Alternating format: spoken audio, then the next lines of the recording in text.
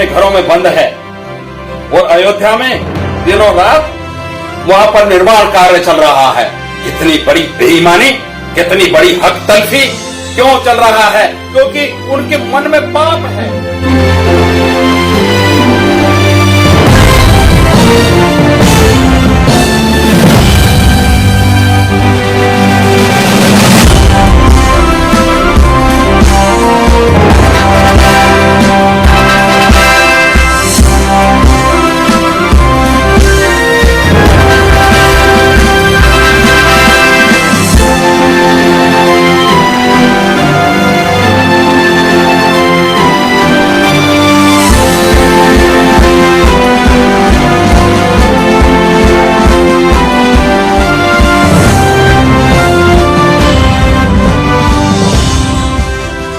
श्रोताओं को नमो बुद्धस्स। आज हम आपको अयोध्या की पवित्र नगरी, जो बौद्ध विरासत उगल रही है, अयोध्या की पवित्र नगरी जो चीख चीख कर कह रही है कि मेरा संबंध भगवान तथागत सम्यक संबुद्ध से है। बड़े ऊंची आवाज में अयोध्या नगरी आज कह रही है कि मेरा संबंध तो संसार के सबसे उत्कृष्ट सम्राट, चक्रवर्ती सम्राट अशोक के साथ है। आज कुछ पोस्ट हमने 21 तारीख की रात को देखी। भाई विनीत मौर्य जो साकेत अयोध्या निवासी हैं, तो रात के 2:30 बजे हमारी नींद हराम हो गई कि इस पर तुरंत प्रतिक्रिया की जानी चाहिए, नहीं तो देर हो जाएगी। तो रात के 2:30 बजे हमने उनकी जो पोस्ट थी उन पर अपनी प्रतिक्रिया दी, और वो तो संक्षिप्त में थी, मगर बहुत सारे हमारे सारे भारतवर्ष के साथियों का, यहां तक कि कश्मीर, पंजाब, महाराष्ट्र, उड़ीसा, गुजरात, या दिल्ली के हमारे बहुत सारे मित्रों ने, हमारे शुभ चिंतकों ने, मार्गदर्शकों ने हमसे कहा कि आप अयोध्या पर एक वीडियो जरूर बना दें तो बहुत अच्छा होगा। तो आज हम आपको पहले तो ये बताएंगे कि ये अयोध्या का इतिहास है क्या। वास्तविक जो नगर है वो श्रावस्ती की साकेत नगरी है। साकेत 2 शब्दों से बना है, एक तो साय जिसको शाम कहते हैं, और केत कहते केतन को, निकेतन को, यानी कि निकेतन का मतलब होता है घर, जहां व्यक्ति बसेरा करता है। तो शाम के समय जहां पर बसेरा डाला, यात्रा कर रहे हैं। विशाखा जब महाराजा से अनुमति लेकर, अपने पिता से अनुमति लेकर, जो श्रेष्ठी थे वो भगवान बुद्ध के दर्शनों के लिए आती है, तो साकेत में आकर शाम हो जाती है, संध्या हो जाती है, तो वो वहां रुक जाती है, और वहां रुकने के बाद फिर आगे निकलती है। ये संध्या का साकेत का पहला वर्णन है। साकेत में तोरणवथु के होने का भी प्रमाण मिलता है। तोरणवथु एक उद्यान था, बगीचा था। बौद्ध धर्म में बगीचों की बड़ी महिमा है, बड़ा महत्व है। तो उसमें महारानी खेमा जो भिक्खुनी बन चुकी थी, वो वह निवास कर रही थी। महाराजा पसंदी विशाखा की शादी में, उसके पति की बारात में जब जा रहे थे और वहां शाम हो गई साकेत में, तो उसने अपने अमात्यों से कहा कि मैं कुछ बुद्धि विलास के लिए कुछ शास्त्र करना चाहता हूं, चर्चा करना चाहता हूं। जाओ देखो इस नगरी में कोई विद्वान है जो मेरे साथ चर्चा कर सके। महाराजा पसंदी बड़े विवेक प्रिय थे, ज्ञान प्रिय थे, और शास्त्र करने में रुचि लेते थे। उनके अमात्य नगर में गए, परिक्रमा कर लौटे और फिर बोले कि यहां पर एक तोरणवथु नाम का स्थान है। तोरणवथु का आपको वर्णन मिलेगा संयुक्त निकाय में। आप पीछे जाइए शब्दानुकरण में, और तोरणवथु में आप पहुंच जाएंगे। तो उन्होंने कहा कि यहां पर एक खेमा नाम की भिक्खुनी है। अब खेमा तो महाराजा पसंदी की रिश्तेदार थी, मगर क्योंकि उनको पता नहीं था कि वो यहां आकर रह रही हैं, इसलिए उन्होंने खेमा यानी कि बिंबिसार की पत्नी थी, और बाद में जब बुद्ध के प्रति समर्पित हो गई तो भिक्खुनी बन गई। तो वहां तोरणवथु में महाराजा पसंदी, कौशल राज पसंदी। बच्चों, पसंदी को प्रसंजित कभी गलती से भी मत कहना। ये एक षड्यंत्र है, विशेष षड्यंत्र है हमारे महापुरुषों पर कब्जा करने का, इसलिए प्रोपर नाउंस को बदला जाता है और बदलने के बाद में फिर कहते हैं तो हमारे हैं। तो पसंदी को पसंदी ही रहने देना। अभी हमने पसंदी पर एक किताब भी लिखी है, मांग मातंग जाति के आदि पुरुष महाराजा पसंदी। तो इस पसंदी में हमने तोरण वत्थु में दिक्कुणी खेमा के साथ कौशलराज पसंदी का जो शासक हुआ वो किस विषय में हुआ, ये जो सृष्टि का निर्माण हुआ या इसका विकास हुआ। बाबा साहब ने इस विषय पर दी बुद्धानी सम्मा, जो उनकी अंग्रेजी पुस्तक है जिसे हम हिंदी में कहते हैं भगवान बुद्ध और उनका धम्म, इसमें भी विस्तार से चर्चा की है और निष्कर्ष ये निकाला है कि इसका निर्माण किसी ने नहीं किया।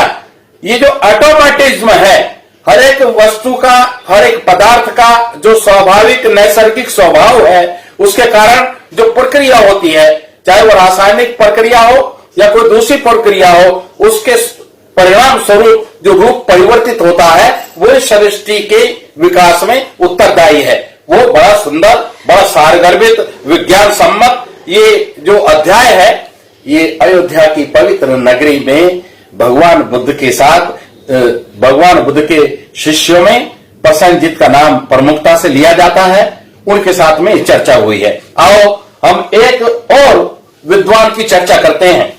यहां उत्तर प्रदेश में बौद्ध धर्म का इतिहास, उत्तर प्रदेश में बौद्ध धर्म का विकास, ये पुस्तक किन्होंने लिखी है?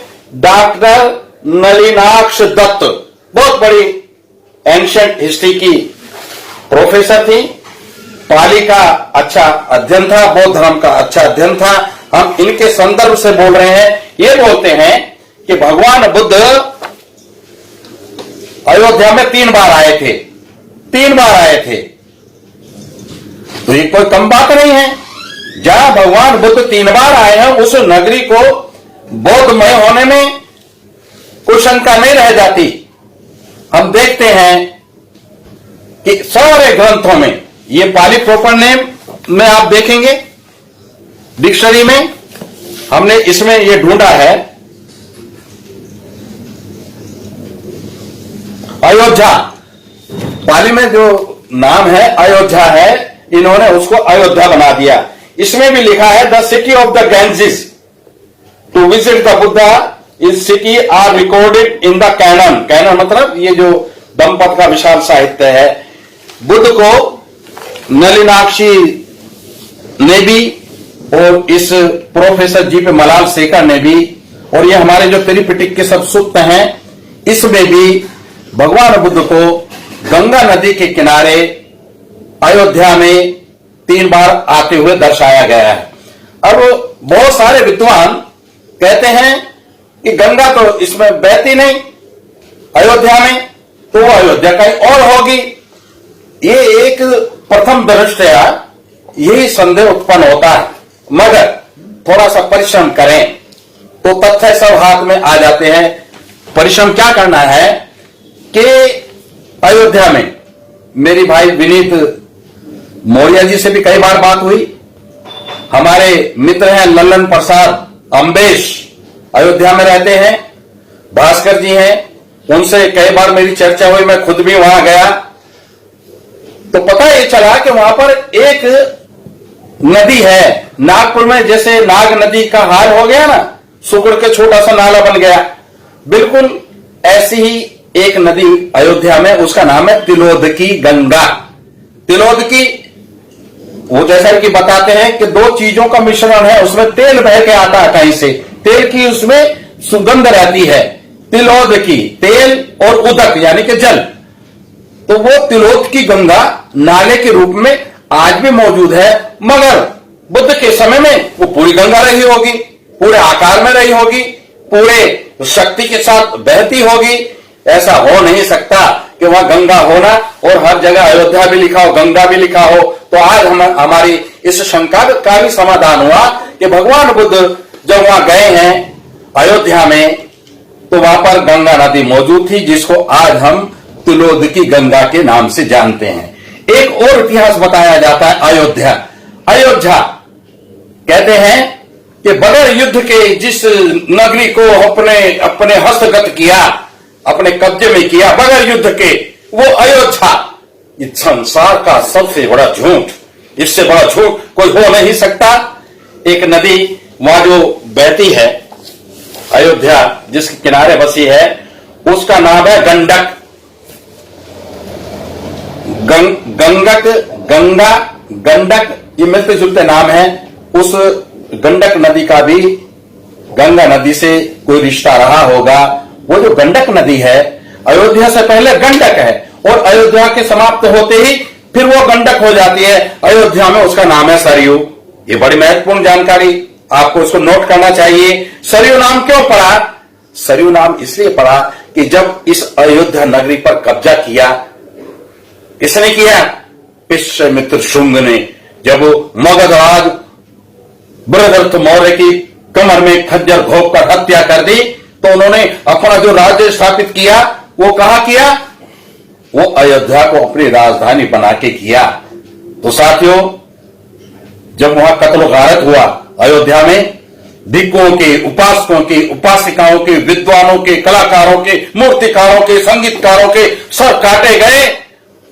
उस सर काटने के कारण उस सरयू नदी का पानी लाल हो गया, खून जैसा हो गया, और उस गंडक नदी का नाम जनता ने सरयू नदी बड़े गर्व के साथ कि हमने यहां इतने सर काट के डाले थे। मगर बाद में एक षड्यंत्र चला ये बताने के लिए कि हम पर हत्यारा होने का, अहिंसक होने का आरोप ना लगे, तो एक परिभाषा गढ़ी गई। परिभाषा क्या गढ़ी? अयोध्या नाम रखो इसका, बगैर युद्ध के जीती गई। ये तो सब षड्यंत्रकारियों के षड्यंत्र होते हैं। वो करते कुछ है, कहते कुछ है, कहते कुछ है, करते कुछ है। तो ये जो अयोध्या की नगरी है, इसमें कितना रक्तपात हुआ वो इस नदी के नाम से ही पता चलता है। अभी ये जो वर्तमान उत्तर प्रदेश की सरकार है, जिनके अधीन अयोध्या भी है, जिनके अधीन श्रावस्ती भी है, और वो तो इस समय कोई जनतांत्रिक स्वरूप में काम नहीं कर रहे हैं, वो एक तानाशाह की तरह काम कर रहे हैं, बगैर किसी मांग के। अभी जो मुख्यमंत्री हैं उत्तर प्रदेश के, उन्होंने सरयू नदी का नाम खत्म करके फिर से गंडक कर दिया। क्यों कर दिया? क्योंकि उनको पता था ये सरयू नाम के सहारे ये हमारी अहिंसक आक्रमण जो हमारे पुरखों ने किए बौद्धों के ऊपर, ये वहां तक पहुंच जाएंगे। इसलिए आओ इस शब्द की जड़ में तेजाब डालते हैं। तेजाब क्या डाला? वो घोषणा कर दी कि अब इस नदी का नाम अयोध्या में भी गंडक ही रहेगा। मगर शोधार्थी चैन से नहीं बैठते हैं, वो अपनी रात की नींद हराम करते हैं, दिन में आराम नहीं करते हैं, और तथ्यों को छान छान कर ढूंढ कर लाते हैं। ये जो अयोध्या नगरी है, यहां पर आपको जानकर यह भी आश्चर्य होगा कि एक सम्राट इस देश में हुआ, वो भी शाक्य था, बौद्ध था, उसको बदनाम करके रख दिया, उसको गद्दार बना दिया। उसका नाम था गहरवाड़ वंश के महाराजा जयचंद। हमारी एक किताब जयचंद जी पर भी उसका नाम है। महाराजा जयचंद गद्दार नहीं, परम देशभक्त बौद्ध राजा थे। उनकी सबसे बड़ी विशेषता क्या थी? यह अयोध्या नगरी में सबसे अधिक निर्माण कार्य अगर किसी ने कराया तो वो हमारे राजा जयचंद ने कराया। और जयचंद का इतिहास हमें कहां से मिला? तिब्बत से मिला। जयचंद का इतिहास कहां से मिला? प्राचीन बौद्ध साहित्य से मिला। तो आओ हम अपने गौरव बिंदुओं को जब तलाशते हैं तो इन सब चीजों की पड़ताल हमें करनी होगी। बौद्धों की जो स्थापत्य कला है, बौद्धों का जो आर्किटेक्चर है, बौद्धों की जो मूर्ति कला है, सबसे भिन्न है, उसे कोई मिलावट कर नहीं सकता। आज अयोध्या ने जो बौद्ध संस्कृति उगली है, हमने तो नहीं कहा था, मगर आप लाख पर्दों में भी सत्य को छिपाओगे, समय आने पर वो उजागर होगा ही। और ये सत्य यहां उद्घाटित हो गया, अयोध्या में उद्घाटित हो गया। कितना बड़ा नंगा नाच न्याय के साथ खेला गया सुप्रीम कोर्ट में, और अयोध्या को अयोध्या घोषित करके वहां पर मंदिर निर्माण का भी काम शुरू हो गया। मगर प्रकृति को ये स्वीकार न था, प्रकृति को ये झूठ हजम ना हुआ। उन्होंने उगल दिया, बौद्ध साहित्य उगल दिया, बौद्ध विरासत उगल दी, बौद्ध वास्तु उगल दिया। अब आप देखेंगे कि एक प्रतिमा दिखाई है, उसमें एक नृत्यांगना, एक अप्सरा खड़ी है। वो जो नृत्यांगना अप्सरा खड़ी है, मेरा अपने साथियों से निवेदन है जो बौद्ध इतिहास में, प्राचीन इतिहास में, मूर्ति कला में, चित्रकला में हस्तक्षेप रखते हैं, उनसे निवेदन है कि वो उड़ीसा में एक बहुत बड़ी बुद्धिस्ट साइट है, उसका नाम है रत्नागिरी। ये रत्नागिरी का जो इतिहास है, देवबला मिश्रा, ये 2 खंड उन्होंने प्रकाशित किए हैं। अब आप ये देखो, जो अभी अभी तथ्य प्रकाश में आए हैं मूर्ति के, क्या वो बिल्कुल मूर्ति ऐसी नहीं है? बिल्कुल ऐसी है वो मूर्ति, निसंदेह, बगैर किसी डाउट के वो मूर्ति बौद्ध कला की देन है। और एक वहां पर धर्म चक्र निकला है। धर्म चक्र का थोड़ा सा बताना चाहेंगे कि सारनाथ में सम्राट अशोक का जो धम्म स्तंभ है, जिसमें 4 शेर की मूर्ति है, उसमें 2 चक्र हैं। एक पैरों में है, उसमें 24 आरे हैं। एक उस प्रतिमा के सिर पर होता था, जो खंडित हो गया, और सारनाथ के संग्रहालय में, म्यूजियम में, वो टूटे हुए टुकड़े जो सिर के ऊपर थे और 32 आरे थे उसमें, वो उन्होंने उस प्रतिमा के पीछे दीवार पर फिट किए हुए हैं। और जो हिस्से उसके गायब हैं, उनको पेंटिंग करके पूरा करके 32 आरों वाला एक धर्म चक्र बना दिया। 24 आरों वाला धर्म चक्र है, यानी कि प्रत्यक्ष समुत्पात की 12 खड़ी अनुलोम और 12 खड़ी प्रतिलोम होती है, उनको मिला करके जो 24 आरे वाला धर्म चक्र बनता है, वो धम्म का पर्याय है, इसलिए उसका नाम धम्म चक्र है। मगर 4 शेरों की मूर्ति के ऊपर जो 32 आरों वाला एक धर्म चक्र होता था, उसको हम बुद्ध चक्र कहते हैं। उसका मतलब यह है, वो जो 32 आरे हैं, भगवान बुद्ध के जो कायिक 32 महापुरुष लक्षण के उनके शरीर में थे, वो मूर्तिकारों ने, उस समय के मूर्तिकारों ने उसी के आधार पर 32 महापुरुष लक्षणों के आधार पर 32 आरों वाला चक्र बना दिया। ये 2 चक्र हमने आपको बताए। एक चक्र होता है जिसमें 8 आरे होते हैं। वो 8 आरे का मतलब क्या है? 8 आरे का मतलब है अष्टांगिक मार्ग। आप देखेंगे कि 16 आरों के भी चक्र होते हैं। 3 शरण, 5 शेर, 8 अष्टांगिक मार्ग, 3, 5, 8, 8 और 8 16, वो 16 का है। और एक बात और देख लें, ये जो कमल का फूल 4 शेर की मूर्तियों के नीचे है, उसमें भी 16 पंखुड़ियां नीचे को लटकी हुई हैं। तो एक धर्म चक्र होता है 29 का। 29 का क्या है? 29 का महत्व यह है कि सिद्धार्थ ने, बोधिसत्व सिद्धार्थ ने जब अपना घर त्याग किया था, अपना परिवार का त्याग किया था, अपनी नगरी का त्याग किया था, अपने खजाने का त्याग किया था, परिवारजनों का त्याग किया था और महावीर निष्क्रमण करके गए थे, वो 29 साल की अवस्था में थे। उनकी उम्र 29 साल की थी, इसलिए वो 29 साल की उम्र में ग्रह त्याग किया। काहे के लिए किया? लोक कल्याण के लिए किया। इसलिए बड़ी महत्वपूर्ण घटना थी। मूर्तिकारों ने 29 आरों वाला जो धर्म चक्र बनाया, ये धर्म चक्र जो अयोध्या में से निकला है, अयोध्या में से जो अपने आप हमने नहीं निकाला, अपने आप जो निकला है, उस धर्म चक्र को इस चीज का भी डर नहीं था कि इस देश में तो बौद्ध संस्कृति के विरोधियों की सरकार है। मगर नहीं, जब सत्य प्रकट होता है तो भय को भी चीर कर प्रकट होता है। ये जो हमारी विरासत मिली अयोध्या में, ये इस बात का ज्वलंत प्रमाण है। एक और देखेंगे आप कि वो जो 29 आर्य धर्म चक्र के हैं, उनके बीच में 13 पंखुड़ियों वाला कमल का फूल है। साथियों, संयुक्त निकाय में भेड़ कहते हैं। ये जो पानी में झाग होता है ना, समुद्र में जो झाग होता है, उसको भेड़ कहते हैं। उसका शाब्दिक अर्थ बताया मैंने। तो आप भेड़ सूत्र में क्या 381 पेज पर इसके लास्ट में इसका अध्याय का सार बताते हुए बुद्ध कह रहे हैं भिक्षुओं को, भिक्षुओं जैसे उत्पल उत्पल कमल के फूल को कहते हैं ना, या पुंडरीक सफेद रंग के कमल के फूल को कहते हैं, या पद्म वो भी उसी को कहते हैं। पानी में पैदा होता है और पानी में ही बढ़ता है। जो भी पानी से वह अलग अनुपलिप्त रहता, अनुपलिप्त मतलब बगैर पानी में लिप्त, कीचड़ में रहता मगर उसमें लिप्त नहीं रहता, उसमें संता नहीं है।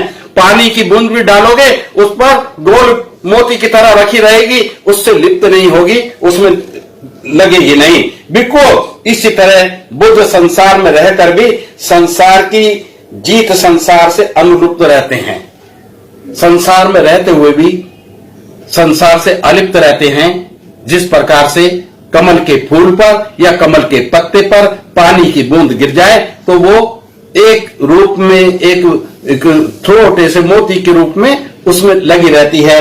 ये भगवान बुद्ध का कमल के फूल पर जो जगह जगह प्रतिमाएं मिलती हैं उसका कारण यही है कि चित्रकारों ने कमल के फूल को और भगवान बुद्ध को एकाकार करके, इतने बड़े फूल नहीं होते थे कि भगवान बुद्ध उस पर बैठ जाए, या भगवान बुद्ध इतने छोटे नहीं होते थे कमल के फूल पर बैठ जाए, मगर ये एक उपमाएं हैं जो भगवान बुद्ध की विशेषताओं को परिभाषित करने के लिए जनता के बीच में प्रचारित की गई। भगवान बुद्ध की महिमा, उनकी महानता, उनकी सर्वज्ञता को प्रकाशित करने के लिए इन उपमाओं को प्रचारित किया गया। तो ये जो उपमा है और ये जो धर्म चक्र मिला है 29 आरों वाला, उसके बीच में जो 13 पंखुड़ियों वाला कमल है, तो कमल का अर्थ हमने आपको बता दिया क्या है।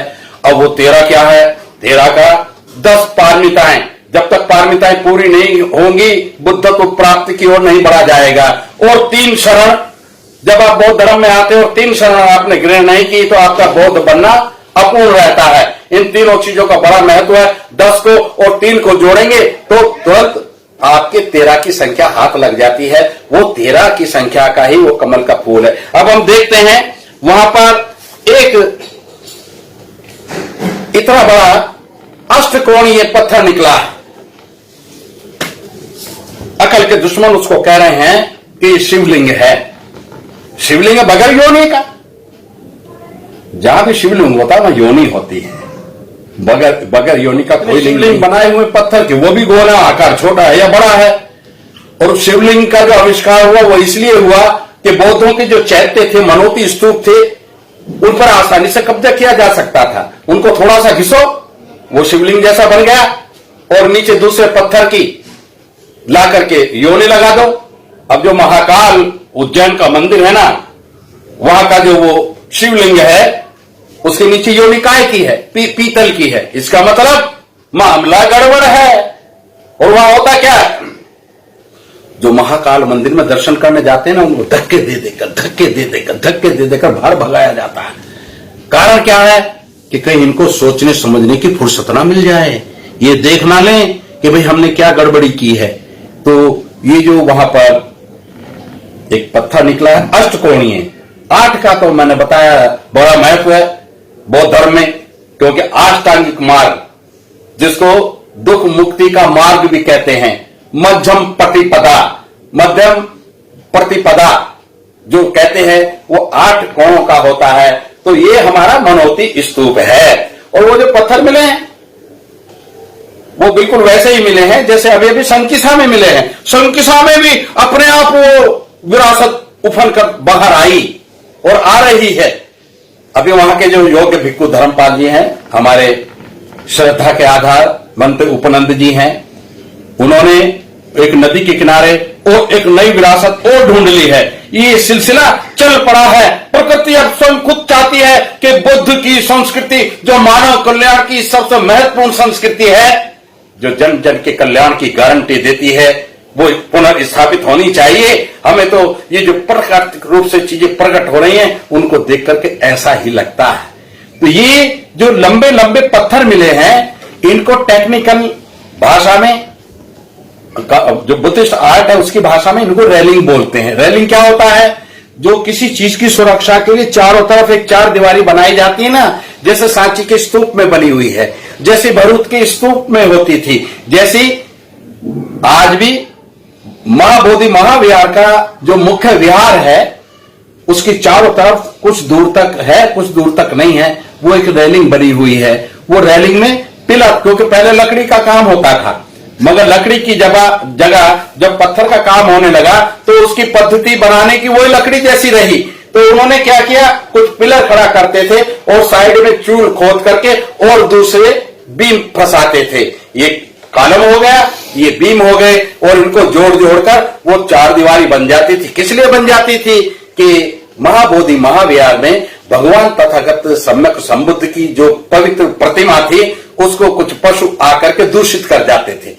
जब जैसे गर्मी पड़ रही है, नील गाय भागी भागी आई और वो जो गर्भगृह है महाबोधि महाविहार का, वहां अंदर बैठ करके ठंड, आज भी बड़ी ठंड रहती है। वहां की विशेषता है, आप गर्मी के मौसम में जाओगे तो आपको ठंड महसूस होगी और सर्दी के मौसम में जाओगे तो सर्दी महसूस नहीं होगी। तो वो जानवर वहां बैठते थे और जब वहां बैठते थे तो वो गंदा भी करते थे। तो सम्राट अशोक ने इस प्रकार के अनापेक्षित पशुओं की एंट्री को बैन करने के लिए चारों तरफ एक रेलिंग खड़ी कर दी, उसको हिंदी में वेदिका कहते हैं। वो चारों तरफ लगा दी और एक दरवाजा खोल दिया।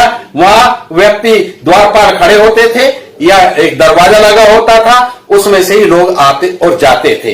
तो ये जहां भी है, ये रेलिंग जिस तरीके के पत्थर लंबे लंबे मिले हैं उनमें वो अनकंप्लीट है, वो कुछ निर्माण होने जा रहा था। उनमें चूल के निशान बने हुए हैं मगर चूल खुद ही नहीं है। मगर हाँ, पूरा नक्शा देखकर पता चलता है कि किसी बहुत बड़े मान स्तूप के बनने की तैयारी थी, कोई महाविहार बनने की तैयारी थी। ऑलरेडी वहां कई विहार थे मगर और भी बनने की तैयारी थी। तो साथियों, ये जितनी भी चीजें वहां से प्राप्त हुई हैं उनको हमें उपेक्षा नहीं करनी है। अभी एक चीज हमने वहां और देखी है, ये एक आमलक, अमरक होती है ना जिसको स्टार फ्रूट कहते हैं, खट्टा होता है, उसके चारों तरफ कंगूरे होते हैं। तो ये आमलक है।